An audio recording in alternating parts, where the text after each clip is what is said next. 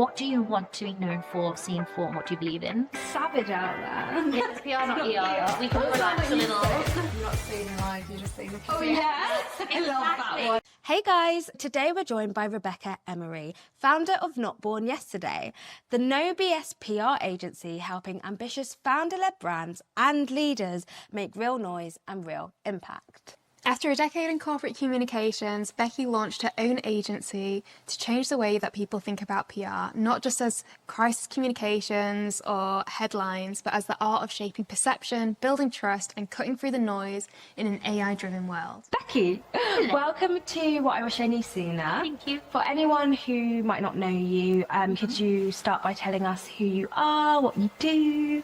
Absolutely. So I'm Becky. I am the founder of Not Born Yesterday.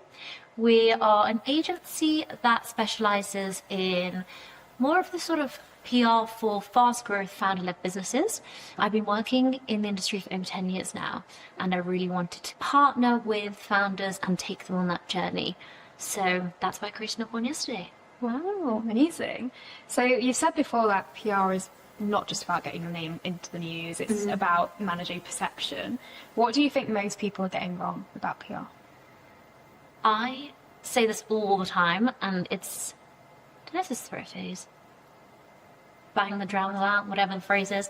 But the main thing I always go on about is you always find, no matter if you're small or big or whatever size, a lot of people just like, oh my God, aren't we amazing? Isn't our product amazing? Everyone thinks they've built the next best thing, and they likely have. Yeah. But they don't know how to tell that. And I think a lot of people just assume when it comes to PR that they can say exactly that, because obviously they're passionate founders and people, they want to promote everything they're doing things because they believe in them, and they're building products because they think that it's truly answering the next biggest issue, and again, they likely are.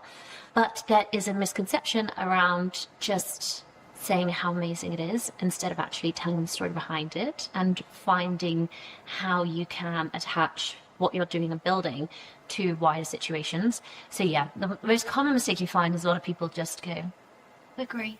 Yeah. Amazing thing here. Buy it. Yeah, exactly. Instead of thinking about the wide audience and actually what attracts people to you, your product, how you're engaging with them is what people lack quite a lot of the time. And like how you're solving a problem but taking them on a journey and a story. Exactly. And also, like, again, you might, and I think this is where PR is so important, is because you might think you're solving it in one way. Like, you think in your head, okay, this is going to solve X crisis or whatever it is. And Strava probably started for just like runners and thought, oh, give a community to runners or cyclists, or I can't remember how they started. But actually, they probably were solving a lot more issues, like creating, I don't know, safe environments and maps for women to run in, etc. So I think it's just bringing a lot of founders or business leaders back and saying, to look at the wider picture and how you can associate them with what's going on outside the world. Nice. I think one brand that we say do storytelling really well online is Salt. Have you seen that? Oh my gosh, it's everywhere. Yeah. I mean, DM them being like, hey, you're like founders. Still to be ghosted. Would that be like your dream company? They're the sort of thing, exactly, because I think like people who are, okay, so I think there's a pet peeve at the moment of everyone saying they're disruptive or they're authentic, and again, it plays back to the fact that we build products because we all think we're disrupting some sector or society, and there are truly actually people that are doing it so differently, and I think we need to create a new word for disruptive, authentic, and differentiators, because the guys at Salt, they've taken us on that journey, and I think it is so important today to take people on your journey, whether that's through the marketing piece, which Salt have obviously done very well on like LinkedIn, and create that community around you, because if you don't, and I say this to a lot of founders who ask, oh, should we get on with PR like once we've launched? And you're kind of like, well, who are you launching to then? Yes, you might have created, or your friends and family and some people might have heard of you, but if you don't create this like community and story behind what you're doing and get people involved and make people feel a part of something, you're launching to no one. And Salt did it so well. Yeah, they did. Yeah. Another good brand actually is, I never know how to say it, Refi. Oh yeah. I like that eyebrow. Yeah. Oh my God, I'm obsessed. That brand's crepe's really good. But they did it with Jess, and they just were so good at it. And even now they have this really strong community base. And I think that's such a pivotal part, or a critical part, to PR and externalizing what you're doing and how you're doing it. That's what everyone's saying at the moment, that community is just the thing. Like, you can see all these apps as well, like Click and Circle, and that, like, that girl who created Fangirl Nation? Yeah. Its community's huge. It is. And I think it's hard because now, because it's huge, I think a lot of people are struggling on how do they differentiate and create their own communities. So a lot of questions I get when I'm like onboarding founders or speaking to them, and they're like, as part of our PR, how do we create that community?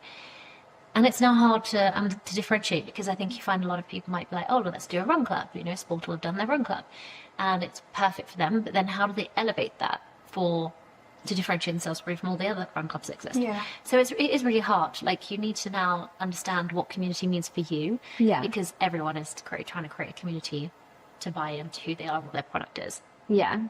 And do you feel like, well, both those examples that you gave, Refy and Salt, they have a face behind the brand? Do you feel that's really important to have? Massively.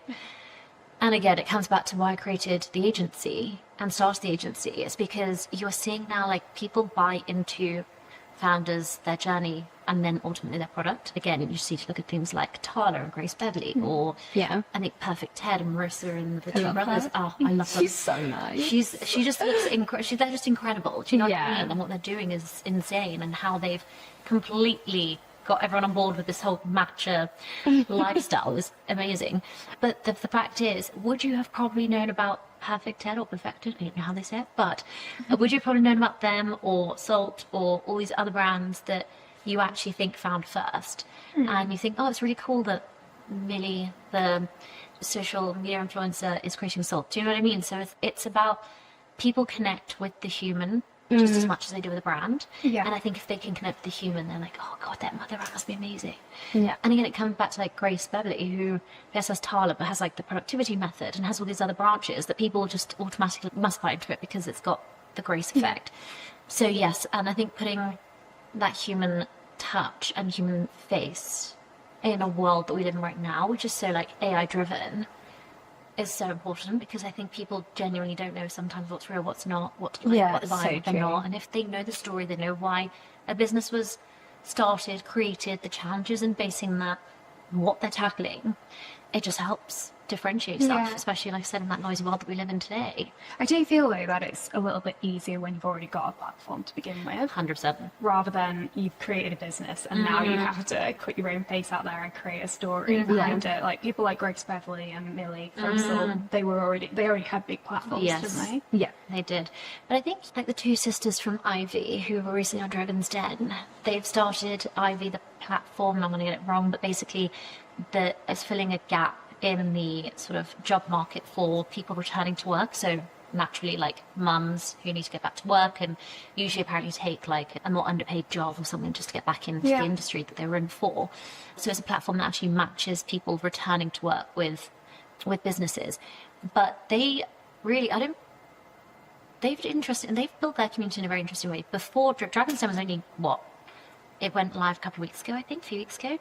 But before then, I think they did a very good job of keeping consistent with their story, really like hammering home the message of what we're trying to do here is a real issue that exists. We learned it from our mum. And they completely built their community organically. And I think they're actually ones to watch, to be honest, in that space of, they didn't really have a platform beforehand. They built the product and then were very consistent. And I think actually that's a good point. They were so consistent with their core messaging and mission, and they put it out there on LinkedIn most days. So I think they've done very well in building that community. That's really interesting. I think we don't do enough of saying what our core message or mission is. We need to do that. Well, it's like how you consistently all think, oh, I've got to post once a day or whatever it is. Like, it's the target. It's that also like it's what we always say is like, what's your content, or what are your pillars? What are your 2 or 3 story pillars, and how does each post fit into that? Because I think sometimes we all just throw things into the void and hope like for a like or something, and hope for that engagement. And it's like you've got to be consistent in what you're trying to say and the story you're telling, and really don't diverge from it. When you say pillars, do you mean, just for our audience, you mean like their values, like what they're trying to Okay, so say, for example, your story pillars would be like where you really want your content and mission to feed into. So, for example, say I was to take Salt again, it's easy because everyone knows it right now. Say you to look at Salt and you say, right, one of their story pillars is clearly going to be, it would be about like building the next best electrolyte that's not just for, I think, sports, but is also if you're hungover. And so they're attracting a kind of a varied audience. The next story pillar could be the entrepreneur piece, how these two entrepreneurs have met on a hinge and then suddenly now they're creating this massive business basically. So it's that entrepreneur story. And then your third story pillar might be, I don't know, could be like the future of influencer business, like these influencers that are now either investing or creating products because ultimately it's another revenue stream for them. So that could be their third one. So it's just really, when you say pillars, it's what do you want to be known for, seen for, and what do you believe in, and really stick to them. And so if you're writing even a piece on LinkedIn or you're filming a video on TikTok, make sure it fits into one of those story pillars. I think a lot of people just like throw things out there and hope for the best. Yeah, there's so much pressure to post every day, isn't there? Exactly. And what do you want to be known for? And sometimes I'm so guilty of it, like I bloody love Notion, and I'll be there like and now I've got so used to now like on a Sunday I plan my content for the week and I'll drop down like, does it fit into any of these story pillars? Nope, so why am I writing that one? Let it go. Don't say things for the sake of saying things. So always be, and I said the Ivy platform, I feel like they just really hammed home their message. That's so all the cool. time. They're so clear on it. Yeah. Definitely need to look at that. Oh, you should. They're great. And for people listening who aren't founders, maybe they're building a career, a personal brand, or just navigating how they show up online, why should they care about PR and reputation? Oh, why should they care about PR and reputation? Okay. I think what is interesting right now is we do live in like a very online world, and how you show up and how you perceive yourself, I think more and more obviously online, whether again it's through like your LinkedIn content or whether you are doing a podcast like this, it's really important to make sure you stick to who you are and build that presence, just because naturally, like, one, the world is really small, and two, it will impact everything you do. Say you are not founder, or say you are just like someone who, I don't know, is taking a career pivot or something, or they're thinking, oh, maybe I'm going to change jobs and go into accounting. How do you show up for being a reliable person? If I'm going to then look at that person online, I'm like, oh, how are they, are they reliable? What are their hobbies? What are they doing? It's like, I just think everyone now, we all perceive each other before, like online, before we've even met someone. So I don't know if this is answering your question so much, but for the everyday person, I'd just be like, it's your brand, it's who you are, it's how you are perceived. And like I said, before I meet anyone, I'm like on their Instagram, I'm everywhere checking. Unless they're private, then I'm having a stalk. So how you show up online is how you're going to be perceived before you've even met someone. That's so true. So yeah, you don't have to be a founder, business leader, I don't know, Richard Branson. You just have to be like, it's just always how someone is judging you before they've ever met you. Yeah, so true. So you've obviously worked with everyone from startup founders to big corporate leaders from your previous life before the agency. I know you've mentioned storytelling, but what do people and brands that really get it do differently when it comes to telling the story and building trust? One, I would say the consistency piece. Okay. They know what they stand for and they're happy to stand for it. They usually are punchier and not afraid. They take risks in what they're saying, and they genuinely try and differentiate themselves. They don't want to just be another startup for the sake of being a startup, or saying, that we are the best workplace because they want to be on the best workplace. Do you know what I mean? Like, I think they are actually trying to make a difference and be quite a force of nature with how they do it. Again, I think a lot of people we look to, maybe not up to, but we know and we think of as doing it well are always people who have never been afraid to speak outside of think outside the box. And I know sometimes it's easier for others because there are, for the big corps, a lot of legal teams that tell you not to say anything. Yeah. However, I think it is just like being strong in that mission and being strong in what you believe in and what you've set out to do. And again, you can just play it back to like your Richard Bransons of the world. And Elon Musk is not obviously great in all sense of form, but he gets all the PR because he is very outspoken. But then you can look at it from another perspective of, again, your Salts, your Ivies, Eurographies, all of those kind of brands, and you see that they aren't afraid to go outside of the lines a bit and stand for what they believe in. So those that do it well do that, and they have good backing, like they back themselves. Do you know what I mean? And whether that's just like backing themselves in like their concept or their product or their belief, they back themselves as well. And this is sometimes such a dull point to talk to, but having that data just to be like, look, I'm not just talking for the sake of talking. I'm talking because there's a genuine data that proves this. Yeah. They do it quite well as well. So I think if you have the data, the insight, and you can genuinely show like that either you're making a difference or that you are disrupting or whatever the words you want to use, having that makes you stand up too. So I would say that as well. I don't think there's any others, but Yeah, no, that's really helpful. Yeah, so true. So you've talked about how trust and human connection aren't optional anymore. They're ultimate differentiators. Why do you think that's become so much harder to build today? I think 'cause there's so many of us. Yeah, I think so. Everyone has some sort of like online profile, or it's so noisy. It's so noisy, but at the same time, it's like everyone's like, it's not oversaturated, because some people can still do it, but at the same time, it does feel oversaturated. I think a lot of people that say that are people that have made it because they probably like piggybacked off the like earlier days of TikTok or Instagram or something. I don't know if it's my like older millennial mindset, but sometimes I'm like, I didn't have Instagram and like, or I didn't have a phone to go out and follow these things. I don't know. So I think it is saturated in that sense. I think it's so much harder now to distinguish yourself. Yeah. It's so much harder. And I know everyone says, like, I went to a talk recently where Emily English, the nutritionist, she was on the panel, and she said there is a community for everyone because none of us all like the same things. There's always something different we like, and we'll always follow that different thing. So it can't really be it's not an oversaturated market because there's something for everyone. Yeah. And that's so true. It resonated, but I think it's really hard now for your content to stand out because of whether it be like algorithms or just because there's so much. But it is really hard now, I think, to differentiate yourself in that space. I think that's again why what we do in terms of the media side of things, the earned media, is so important, because it's not just that mass TikTok piece. It's like the credible, respectable media side of things. But yeah, it's hard. It's not easy to create that following. Honestly, I was like, I'm gonna be a TikTok influencer. Yeah. Talking about my founder journey. Literally. I gave up on week 1. I was like, oh God, this editing is not for me. All of this. And it's like, honestly, and my friends like, just keep going. Yeah. And you're there like, I don't know, like I've got lots of random men following me from different countries. And I'm like, why?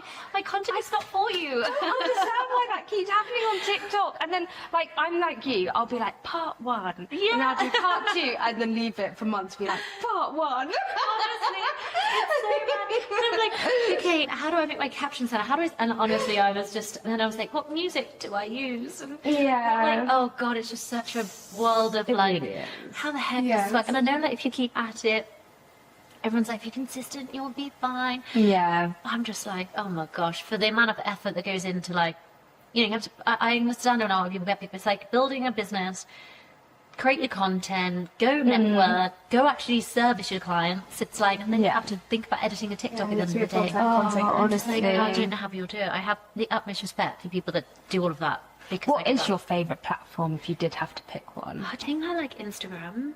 Again, I think it's. I thought you were going to say LinkedIn. I thought you were going to say LinkedIn. I like LinkedIn's easy. Like I find LinkedIn so easy to conquer because people are like, oh yeah, you go girls. You're like, yeah. And only 3% actually post. Yeah, and so I think that is not an oversaturated market. Actually, there's a bit of a thing of like LinkedIn versus Instagram, and are they blending through LinkedIn now?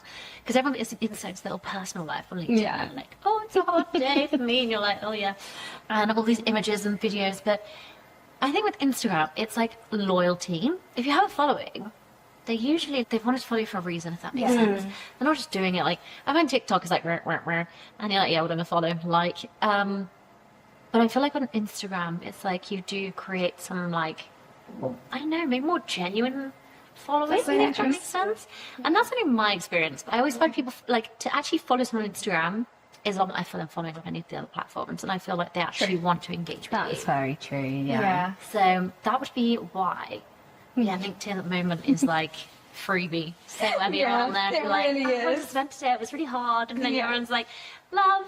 It's so funny because I feel like everyone has their own community on different apps. Yes. Because we were just saying that we don't like Instagram. Yeah. And I find that on TikTok, I have a group of people that always like every single post, whereas Yeah, that is true as well. Yeah. It's true. Savage out there. It is. I'm just like, there's just too many. I'm like, can we just merge all these apps? Literally, oh. Because I just want one. It's like when you're creating your content calendar, you're like, this one's for LinkedIn. Can I repurpose for? Yeah, let's repurpose that one. Can I Yeah. post TikTok, that video on Yeah. Instagram. Then I was like, oh, you shouldn't post the same thing on TikTok. You should on Instagram. I'm like, how YouTube do you Shorts, people like yeah. create enough content to? So It's too much for me. I think one of the buzzwords that I keep hearing as well as consistency is authenticity. So we're living in an age where I think authenticity can now feel a little bit performative, perhaps. How would you advise building credibility and connection without it feeling forced? I was at an event the other day with the speaker was called, I'm gonna say this wrong, Ellen May. Anyway, she's amazing. She's like a stylist, but she's also like a confidence coach kind of person. Ooh, love it. She was amazing. And I'm always quite skeptical when I go into these things because I'm like, oh, I'm never sure when it comes to coaches. And she was incredible. Like, she was insane. And the thing I say this is because one thing she said was, and if I quote this wrong, forgive me. But basically, if it's something that's keeping you up at night and you're thinking about it at midnight, do not post it next day. Because it does not, no one else needs to know that. Like, you don't need to go that deep. And I think right now, I think on my favorite videos on Instagram are by this guy who, and this is probably terrible, but like when people get like cameras and start crying and are like, oh my God, it's been the worst day because this, and then he cuts to it and he takes the camera and he's like setting it up and then starts crying. What? Oh my God. And it is quite funny. And I'm always a bit like, yeah, it is like, how deep is it? Like, now there are a lot of people out there just crying and showing day to day. And I fully get it because there is this, it isn't all sunshine and roses. It is a bit crap sometimes. Yeah. And like, it's not always, it is like, you do find yourself like at 8 p.m. just being like, I might need to cry, but I'm not sure. And you just feel like you want to vomit sometimes. And I think there's this perception now that everyone needs to know that, just to know that you haven't got it all perfect. And now we've gone from social media being used for like perfection to like where everyone like looks up to, where you see a like aesthetic picture of the beach and the laptop and you're like, oh, this is my day of my life. But you haven't seen. I don't judge, I do not judge. I'm there for that. But then you have this now other end where people are like panic, they've shown this and they're like, oh, but I've really got to show like how it got here and it wasn't all easy, like look at my amazing, like the hard journey to get here. And Like it's not just lurk. Exactly, and it is nice to see. But now I think, though, it's distorted what's authentic, really, and what's just for bait. And, like, that's the hard. And I think when it comes to differentiating that and understanding that authenticity a bit more, but on a real level, let's say, is not just saying about what your day-to-day struggles are, but again, come back to the buzzword consistency. Like, why are you doing what you're doing? That's the most authentic piece. Like, why are you doing this podcast? Why are you starting some of the apps you're working on? They're the real authentic stories, and they're not easy. And showing the challenges. Everyone loves to associate themselves with challenges and like, oh yeah, I struggle with that. Yeah. So I think it's doing that versus, say, like, the crying or trying to show people it's not just all nice. Do you know what I mean? Yeah, they trying to should counterbalance take too much Yeah. one way. Like, the scales aren't balanced. And so it's just balancing those scales and being like, look, this is a day that I found I can, go to Dubai and sit on a beach sometimes and work from there. Yeah. I'm a remote worker or whatever as a freelancer or a nomad. But then it's also good to be like, but I'm doing it because of this, what I believe in. This is really what I want to do. I want to make a difference in X, Y, Z. And it was hard the other day because, I didn't get that contract I thought was going to come through and it really hurt, blah, blah, blah. That's all great. And I think, but it is just sticking to that authentic in your journey versus like everyday struggles. Yeah, and I think if you can focus on something that didn't go well, but then talk about what that taught you rather than just posting a video of you crying. Like, Exactly. I got rejected from an investor pitch the other day, but this has spurred me on to work harder and it's taught me about resilience. Exactly. Yeah, it's so true. And that's the thing, because I think, again, people associate themselves with those lessons because we all get rejected in life and business, and so it's nice to be like, oh God, I'm not the only one, because sometimes you can feel, especially if you are like a nomad, a freelancer, or a founder, or whatever it is, it's quite lonely.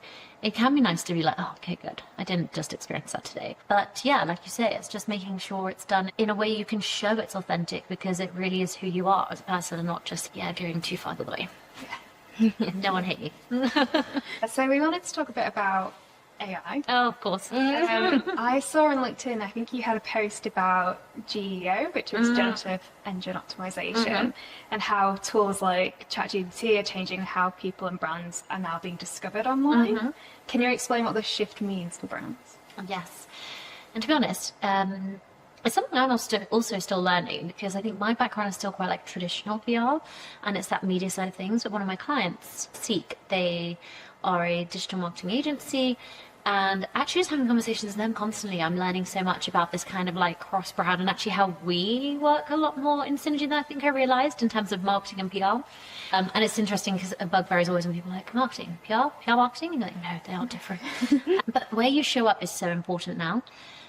And you want to show up across multiple platforms. So say, for example, I'm like on ChatGPT, I'm like, oh, tell me about the best electrolyte that's out there. Salt wants theirs to come up first, right? Versus, what's some of the others, like Free Soul or whatever it is. Yeah. So you want your brand to come up first. But how does it come up first? And it's because it's grabbing so much information that's out there, but it prioritizes stuff that is organic as well. So for example, like even if you have a Substack, like say the Free Soul founder had a Substack, or Million Henry whatever had a Substack, or if they are quoted in a media article, or if their blogs, anything that can that literally the AI is searching essentially is consistent across multiple platforms, you're going to come up first. So now it all kind of ties in together, and I'm sure it goes way deeper than that, and I'm probably going to get telling off by my client, but it's like I'm starting to learn how actually it's so important that even from a PR standpoint, when you click on the Google News section, you are popping up, because actually when you Google, I shouldn't say that when it comes to ChatGPT, when you ChatGPT something, like when you Google something, when you ChatGPT something, you can see where the links are being pulled from. Yeah. And so it's really important that you're observing where those links are, and how you get to, say you're like aspiring to be a certain brand or something, and you have a look at them, you see where it's being pulled from, you can see where you should be as well. But basically it's about being seen in multiple areas and not just one of those areas, and actually investing in the different sort of tranches of where you're being seen and when you are visible externally. And I think also like social media and stuff is doing this as well with like keywords. Like hashtags are gone. Yeah, they really are. It's all about the keywords, and what you're writing actually on your Instagram post is going to be picked up as well by like your SEO, GEO, AI, everything. So it's all interesting how it literally is all going to be tied together. Yeah. That's what I would say. It's so important that you are not just investing and focusing on one space, but all the different areas. GEO is the location, right? No. Not anymore. Generative engine. Yeah, but what's the Geo used to be the location one. Yeah. I'm a bit behind. Sorry, but AI keeps adapting Honestly. every day. And I just feel like sometimes I'm even I have such different conversations every day about AI, and I'm like, today I was like AI biasness and LLMs and blah blah. My mind is like blown, and then you go to the next thing, like again my mind is blown. And again, my client was saying the other day, it's like, do you know, like you can now in the US on ChatGPT, on I think they're testing like Shopify or something, but you can, or Etsy, but basically you can type in, I want like 4 mugs personalized with this logo, blah blah blah, order them for me, and it will just and with a budget of £20 whatever. And Oh my God, stop. Where they'll be like, this different. Are you happy with this? They quote blah blah blah, and you're like, yeah. And yeah, it's kind of creepy. Insane. So if you're not being recognized, I don't know if I like that either. Yeah, and so if you're not up there and not being recognized when it comes to like just AI search, then you're going to be missing out on being like part of when that actually is rolled out properly. I do not know when that is, and again, I don't know the detail of it too much, but it's just interesting hearing all of that. And again, like how to be recognized, you have to be across so many different platforms, and that consistency piece, because if you're not putting the same keywords, same messaging, same thing out there, you're going to be like, well, what? Daniel Freesey says you have to be on 7, 11, 4 or something, 7 platforms, 11 hours of content for something. I can't remember. So He would not want to meet me. I'm like, God, am I in the content? I haven't got 30 seconds in me for a TikTok, so. Literally. All right. So does that mean that if you're not being talked about in media, you might actually be invisible online? I wasn't being invisible, but it helps. And I think because I think what people get confused about when it comes to PR is like, oh, like you'll get me the Times, right? And you're like, well, one, it builds up, but it's a credibility piece. Like if I Google your name, how are you, it comes back to the reputation piece and way of seeing, like what comes up? Are you completely unknown because you're yet to launch any product or you're not yet to go out there? And the thing is, when you do the news piece and you go onto that, if you're popping up, and you're popping up in an organic, earned way, not in a paid, sponsored way. And it's like when we see things on TikTok and Instagram as consumers, if I see it promoted, I'm like, right. And if I'm like, because I'm just a bit like, I don't want paid for because it's not genuine, I don't know if I'd actually need it. Yeah. But it's the same also in media. There's a lot of paid for media and paid for media slots, which are great, like they help. But when people see that you're popping up on a feature in the Times because I'm thinking about the Ivy platform and those founders, the girls, they're popping up because they're talking about the importance of return to work in a broader piece around, I don't know, the economic impact of women not going back to work after having kids, and they're the go-to expert on this. People are going to, it adds that credibility piece. And that's what is so important when it comes to, again, when you said earlier about the differentiator and who does it well, it is that investment and time spent on like getting credible sources and not just paid for sources. And that's again the distinction between like marketing and PR, and that's why everyone's always like, oh, marketing and PR, and you're like, no, they are very different because one's paid for and one is earned, essentially, and it's organic, and it takes time. It's not like don't get me wrong, if you are a huge influencer like Stephen Bartlett, I'm sure he can get in the Times, the FT, or whatever it is tomorrow. But if you are small, you're growing, and that's who we're working with, it starts at just getting seen in like what we call trade media or in smaller publications, and then growing that visibility over time, because then they will Google and be like, oh yeah, I want to speak to them because they are the go-to in that subject. So yeah, it's not easy done, but yeah, the media is having that credibility is so important. Would you say it's quality over quantity then? Always. Because there is that phrase, isn't there, that like all PR is good PR? I mean, look, it's maybe it's bad. Yeah, it depends how you like address the situation and how you come out of it. So bad PR can be turned into good PR depending how and well you deal with it. But I think some people have the illusion like, okay, again, it's really hard because it just goes against what we said earlier about being visible. But a lot of people are just like, oh, I want like 30 pieces of coverage on XYZ, which is great, again, probably for your visibility side of things. But are they 30 pieces in, again, like very small online trades? They might not pop up on news. It's helpful, like I said at the beginning, to build that credibility in that piece. But it takes time to get the top tier, what we call like the bigger publications, your Bloomberg, your FTs, your Vogue business, whatever it is. That takes time and they are quality. And so I think like having that focus on that goal and actually taking time to understand like how to build the right story versus, like I said, just pushing stuff out there for the sake of it and making sure it sticks to your mission, your narrative, what you stand for is better. Does that make sense? Yeah. I feel like I waffled on that one because it's so hard, it's so conflicting. Of like, you need to be visible, but pump things out there, but it's such a balance. Also because there is so much happening in the news, and like, we're seeing it a lot at the moment, but like, press releases are the most traditional form of media and PR.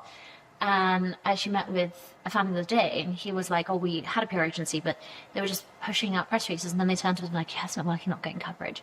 And I'm experiencing as well recently, like last week, I put a press release out for one of my clients, and I said, look, it's probably not going to get coverage, but it's good to probably just notify the journalists, keep people updated what you're doing. If it gets picked up, great. But some of those more traditional methods aren't working, and it's because I think journalists are so inundated with so much that's going on in the world. And it really does have to stand out. It can't just be another, like I said, product launch or look at us or here's a release about XYZ. It has to be thought through. And that's what I'm probably trying to get to when I say quality over quantity. It's more the thought that goes behind the story you're telling versus just like putting another press release out there for the sake of a press release. Good for informative, it's probably not going to get covered. And I think we're seeing more of that. Okay. So I know we've talked about human connection, having that human touch, but now also we're talking about AI. How do you feel like brands or individuals can start thinking about visibility in AI while still keeping that human side intact? Good question. Maybe that's where, again, the media and social media play the biggest part, I'd say, because that's where you put the face to it all. Because whilst across your platforms and what you're writing, what you're saying has to be very, like we said, consistent, and that's where you probably get the visibility when it comes to AI that's pulling all the info and data and sources. But just sticking to that from what you are putting out there as business leader, founder, whoever you are, is probably the best way, I'd say. I guess it's just the face and putting it in front of the camera sometimes, which is my worst nightmare. So PR isn't just about good stories, it's also about managing tough moments. So what's your approach when you're helping someone through a crisis or like a high stakes situation? Interesting. I've been in many of those. Okay, my first thing is what every PR person says, it's PR, not ER. And one, it's honestly, I feel like every industry probably has one of those, but it's PR, not ER. We can relax a little. Well, you say like in marketing, you're not saving lives, you're just saving people. Oh yeah, I love that one. That one's my favourite. I feel like they translate across industries.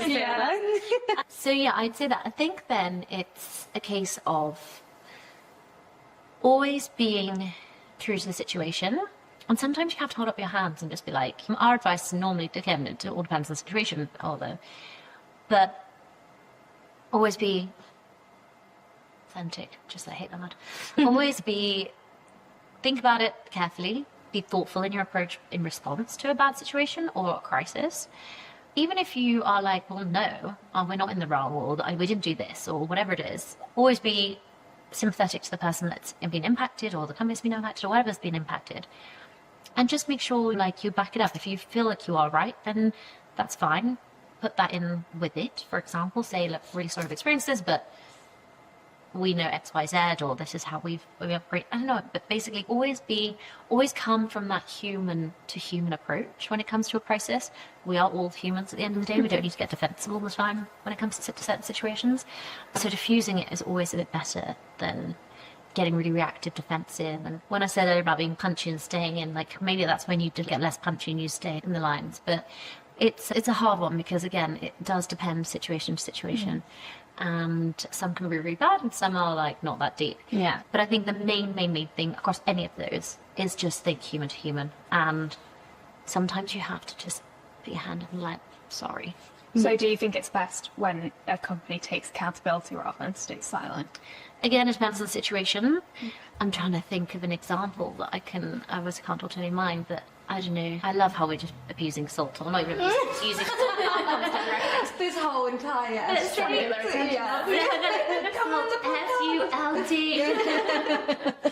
Say they were to have, I don't know, like someone to have a reaction to their product, I don't know, and they went out and be like, oh, we had a reaction, our skin had this, blah, blah.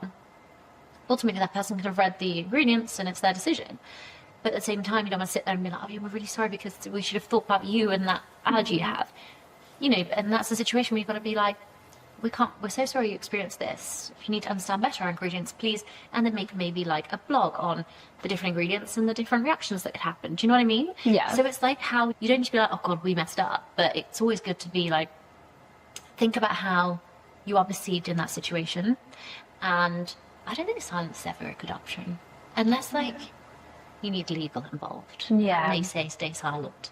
But I think when it comes just down to, that more upsy factor, then you always take see that human those, approach. you know, those people who like have messed up or said something and then they like record a video the next day and they're like, I have apologised. Yeah. Some people are just offensive, like, and again, just like, it's so true. Okay, even anything like things like Molly May.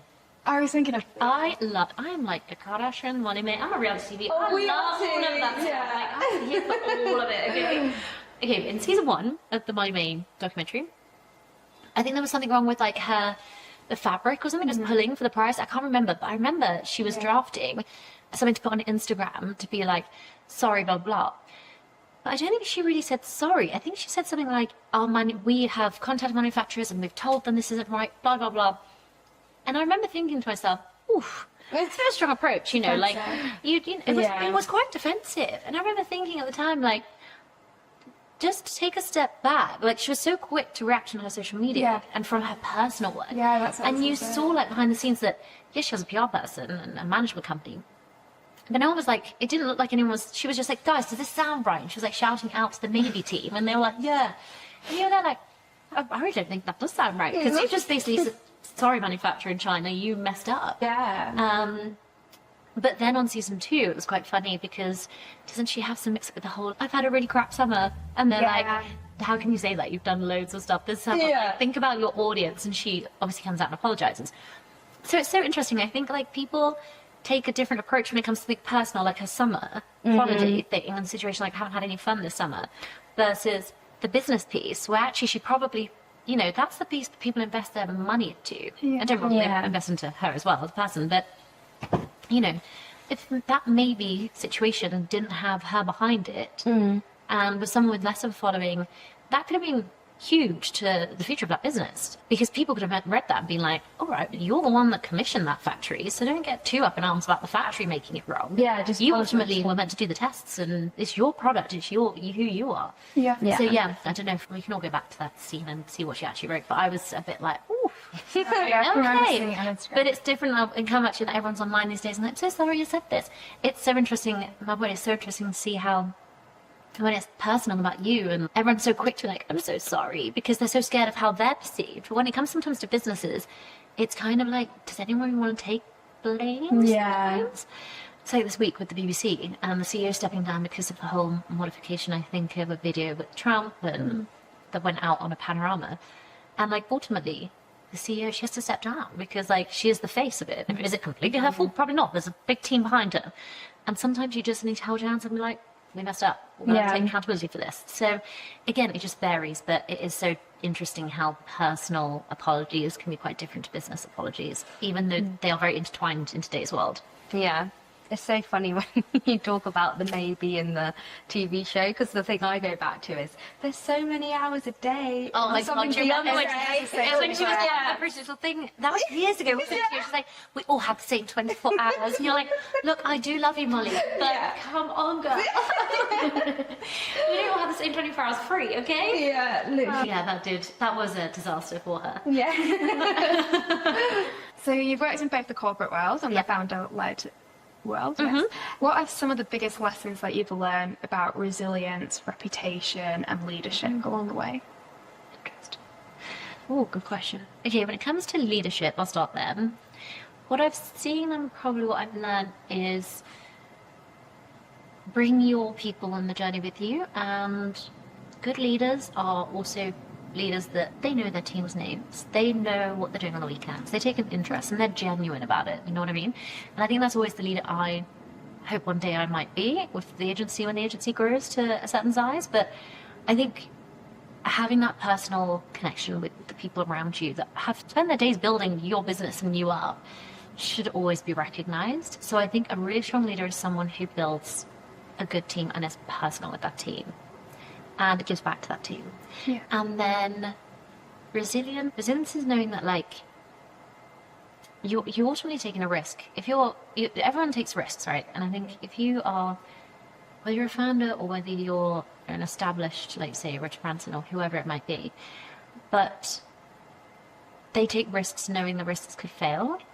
And the resilience is in how you use that failure to your advantage and then come back strong from it. And I think people build that resilience, that thicker skin over time. I think we all start off as quite like, even if I think back to like my journey as a grad 10 or so years ago, and honestly, the littlest comment, I would just go to the bathroom and cry quite a lot of the time. I'm like, oh my God, that is it, my life is over. And you obviously naturally through just in your career and working for a longer time, you build a resilience, being like, whatever. And you know what's important and what's not important. I think it's the same when it comes to those that are very successful and having that resilience is understanding what is important versus what's not, and what to cry over and what not to cry over, and to worry about, not to worry about. And I think you, like I said, using those maybe darker moments to advantages to learn from and be like, how do we grow an even thicker skin? And each time you're just creating this like thicker skin and shield around you, and also that doesn't deflect onto others, I'd say. What was your third one? It was resilience, leadership? Reputation. Reputation. Biggest lesson I've learned in reputation is it's everything in terms of, I think this before, but it is such a small world. Like, even in my industry, like some of the people I'm now bringing on board, having conversations with, the people I worked with 10 years ago, 5 years ago, and they're like, oh my god, do you remember we worked together? And you're like, oh yeah, because always maintaining who you are in that reputation of professional, trusted, or whatever you're trying to perceive yourself as, it's so important because it will always come back round full circle.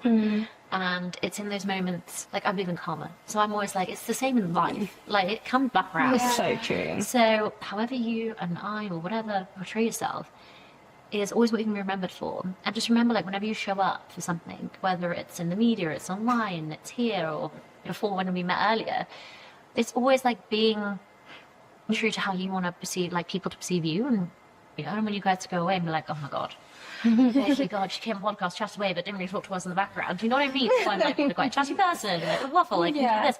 So I think, like, what I'm trying to say is, a lesson I've learned is, like, no matter when you bring yourself to a conversation, to an event, to a media article, to social media, and video, whatever it is, how you show yourself in that first instance is how you'll be remembered. So always think about that first hello or that first hug or whatever it is.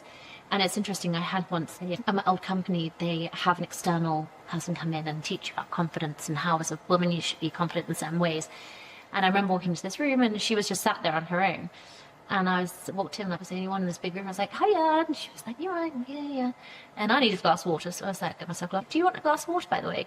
And she was like, test one passed. And I was like, what? And she was like, when you entered, I now remember you as someone who is caring about those around them in the room, is confident in their approach, will say hello as soon as they walk in, didn't just sit down on their phone. And so that, like, how you give off who you are, and that reputation you want to be remembered for, honestly, is done in, like, the first few seconds of meeting someone. That's insane. Test one pass. I know, I was like, okay.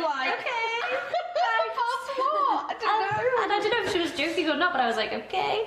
But she was like, you make your mind up about someone, and it takes a long time as well to change your mind about someone. Way longer than it is just to, like, that first instant connection. Do you know what I mean? Oh, yeah. So reputation in the long run is how you formed it from the very first seconds of meeting or being or wherever you're doing. I think that's cool, but it's also quite scary because I think, isn't there a fact that you make your judgment on someone in the first 8? Yeah, like Probably. 7-8 seconds, yeah. But yeah, that freaks me out a minute. If you have a bad impression, then you But also, can't it's like, change say it. if we were to meet, like, Kim Kardashian, and that meeting was, I don't know, like, cold or whatever, I don't know, her reputation afterwards, of our perception, who she is in our mind will diminish, because we're like, oh, I mean, she's probably a bad example because she's really cool, but she doesn't need to give me any daytime. But I think, yeah, like, your reputation is formed so early on, and it's, like I said, it's harder to change your reputation than it is to build one. Yeah. If that makes sense. And when you made the leap to start your own agency after years in corporate, how did you navigate the uncertainty and pressure that comes with that? Still navigating. I think it's, do you know what, one, navigating with the people, like, as in I've got a real strong, not like an immediate team at Not Born Yesterday, because I'm building that and it's been amazing and they're great. Having the strong people around you, like in your everyday life, is so important.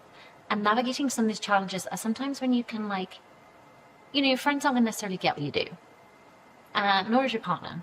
And but sometimes it's nice, and you navigate some of those things by having different perceptions of how to address it. Because sometimes I'm like, I go into reactive mode. I'm like, oh my god, this thing happened. And then they'll be like, hold on, did you think about X, Y, Z? No, I didn't actually. Yeah. So I think sometimes just also leaning on people that are your genuine day-to-day support system. But also putting yourself into other networks and communities. Like, I'm part of a load of different, like, founder forums and founder this, and or PR communities and comms, and even just going to those and being like, oh my god, this happened to me, and like, yeah, me too. Like, oh, thank God. So I think the way I've navigated it is, one, being quite open with some of the issues I'm facing and not just trying to bottle it up and be like, it's all great. And also, one thing, this is probably quite personal, but when I started this, I was so nervous at the beginning of the year because I was like, look, I'm 34, I'm getting married next year. Also, I'm 34, I'm 35 next year, 36, when kids, all of this thing. And a lot of a lot of men who start business, they don't have to worry about that. No. And we always have to worry about, what about us, and what about my time frame, and what's next. And I don't know if it's just, our mindset is just what is wired that way, I guess. Yeah. And for me, one of the challenges really isn't, the biggest challenge isn't today and what I'm doing. I can navigate that with the people around me. But like, one of the biggest challenges was just like letting go of the control of, okay, that might all not just happen in the time frame maybe I thought it would have done if I'd have started in corporate, if I stayed in corporate, and navigating the loss of control and just being a bit like, I'm a control freak, and just being a bit like, well, let's see how this goes. Let's see where I end up next year. Then we'll address what the year after looks like. And if I, I'm 37, 38 and think about kids, and I'll think about that then, or whatever it is. But also just not letting my being a woman or being a female founder interrupt my like goals in life to be an entrepreneur and to have my own agency. And I think making that decision was probably one of the biggest challenges. It's really nice and refreshing to hear that, because I feel like that's just something I think about all the time. I'm like, we're at the height of it now, where we're like, okay, like it's starting to get serious, blah, blah, blah, and all of this stuff. And I'm like, oh, but house, kids. And I'm like, I don't want that yet. But everyone tells you have to have that. And it's just like, oh, I just feel like you can't relax. Like, one of the main questions I get is literally, okay, so when are you going to have kids? Because you're getting married next year, so what, 2027? And you're like, what, why? Why can't people asking why? But that's the thing, you wouldn't literally. actually ask someone else that. Even if there were people in their 20s, you probably wouldn't ask that. No. So I think one of the biggest challenges has been just like letting myself not stress about some of those external factors, and how lucky I am to have a partner who is very like, who helps me navigate these challenges and issues, because he is like, it's fine, we've got it together, we'll do it together. And I think if you don't have that at home or in your life, and a support system, there are so many other ways to have kids later on in life. There are so many things we can do. Don't stress. Exactly. Things are like, people are like, oh my God, like, taboo. But there are so many things in life that they're just alternatives. I think we forget sometimes. And like I said, it's nice having that person who is so, you've got this. Like, we'll address it. It doesn't need to be like, by this day you do this, by this year you're that. Like, and it's okay. And sometimes I think it's so hard in your head to, sometimes I'm like, I've got to scale this business quick and make so much money as soon as that I can then maybe hire like a CEO or an MD or someone who can come on board, and if I want to take a step back. And then sometimes I'm like, I'll just focus on the next 3 months, the next 6 months. Don't stress about what's to come. Yeah. It will come. But don't let being a woman get in the way. I think that's so nice to hear, and we definitely, as women, need more people to speak about it like that, because we've definitely noticed a lot of pressure, and among our friend group as well, like people are like, oh, I'm running out of time, and I think it's because there aren't enough people, like voices out there saying, you've got time, you can do it all, there's like everyone's on their own journey. And the thing, it's like, there is time. And do I believe we can do it all at once? No. Do I believe we can do it all at one event once eventually? Yes. Because things give, like, having started this business, for example, like, I'm a really sociable person. I love, like, my friendship groups. I love going out. They mean so much to me. They're my world. I'm only a child. Some of my friends are like my siblings. But I saw one friend the other day. I was like, I haven't seen you. I haven't applied in 3 days. I haven't seen you in a month. And that's because, like, I'm up here with the business, a bit down here with the social. You're never going to have it all like this. Yeah. And I think that's also okay. And again, like, I think that's such a woman thing to focus on trying to juggle all those things, because we're raised to juggle all the different elements. Yeah. We're the multitaskers. Guys can't multitask. And I think these stigmas that can actually get to you quite a lot of just your day-to-day of, like, you think, oh, okay, what's my challenge? I've got to learn how to invoice or get an accountant. But actually, like, your day-to-day thoughts sometimes are just what is impacting you personally from the need to grow the business because of something I might want in the future. Whereas, a lot of other people wouldn't think of that. I really like that. We have one more question. What do you wish you knew sooner? Oh my gosh, this is actually a hard question. Because I was thinking about this earlier, like, oh, if they asked me what I wish I knew sooner. I guess if you was thinking about sooner in terms of life, I'd say that I could have done this ages ago. My head was like, need the experience, and again, it's probably a generational thing, but as a millennial, you talk, go to university, go get a grad job, stay in your corporate job, do really well, climb the ladder, blah, blah, blah. Why I wish I knew sooner is that doesn't necessarily need to be the case. I could have done this, like, I probably could, like, I've got a great network now, yes, but I could have done this 2, 3, 4 years ago, 5 years ago. So yeah, I think I wish I knew it was safe and okay to give this a go, because actually, like, sometimes I have to think to myself, what is the worst that could happen? I go back to corporate or a freelance for a bit or whatever. What is actually the worst here? So I wish I had backed myself a lot sooner. I think a lot of people are in your same like position thinking, wow, I could have done this sooner, but the world was different. It was So different. And like, again, I know I said it earlier and I hate to like hop on about it, but you know, I think Instagram only came out when I was in my last year of university. Yeah. And I think it was like Monday Swimwear, Tash Oakley, the founder there. She was one of the bigger like influencers that started this, like, she literally took a picture every day with a bikini on kind of thing and started creating and monetizing off of Instagram. I was already in my grad job. Do you know what I mean? And that's why I think we have a bit more of fear when it comes to putting ourselves on camera and putting ourselves out there and being like, you really want to put that out there? So, yeah, I think as well, I don't hold it against the generation today where I'm like, oh, you guys would do anything. Yeah. On those platforms, because we had different platforms then, didn't we? We had YouTube. We did have YouTube. we did. We could have monetized that a lot earlier. Yeah, sometimes I do think about that, like, why didn't I just set up my camera like Molly made it? Exactly, Like, just sit there and be like, look at my cute little laptop today. Like, we could have done that. I'm doing this. All we did was just like hang out at home or with our friends. So Yeah. And I guess this does come back to the sooner fact. It's like, what I wish I knew sooner is also like, to be okay with being scared and uncomfortable, and like now I'm chill with it. Like it's back not then- cringe anymore. as No. well. Yeah. So yeah, just I think dropping some of the fear, the control, and just going for it, because you can. And sometimes you have to think like, what is the worst thing that happens? As long as you can like financially pay bills, your mortgage, and be okay in that sense, don't get me wrong. But once you've got that, like, just have a go. I think that one's a really important one though, because you have people out there who are just like, quit your job, go and make it happen. It's like, hun, Yeah. I have a rant to pay. Yeah. Before we wrap up, is there anything exciting coming up for you or Not Born Yesterday? Well, we're signing on new clients, which is exciting. We signed on Sportal, which is great. They are going to be the new sort of app to book your gym classes through a pay-as-you-go service, not subscription like ClassPass. But yeah, more of that. I'm excited to map out a bit better 2026. I think I've gone into this like, right, let's network, let's meet people, let's see what's working. And I think I'm excited to be a bit selective. I feel like now I've got going, now I know what I'm looking for and the founders I want to work with. I want to work with like cool, disruptive people. That's so exciting. Thank you, and thanks for having me. Thank you for joining Yeah, us. so nice.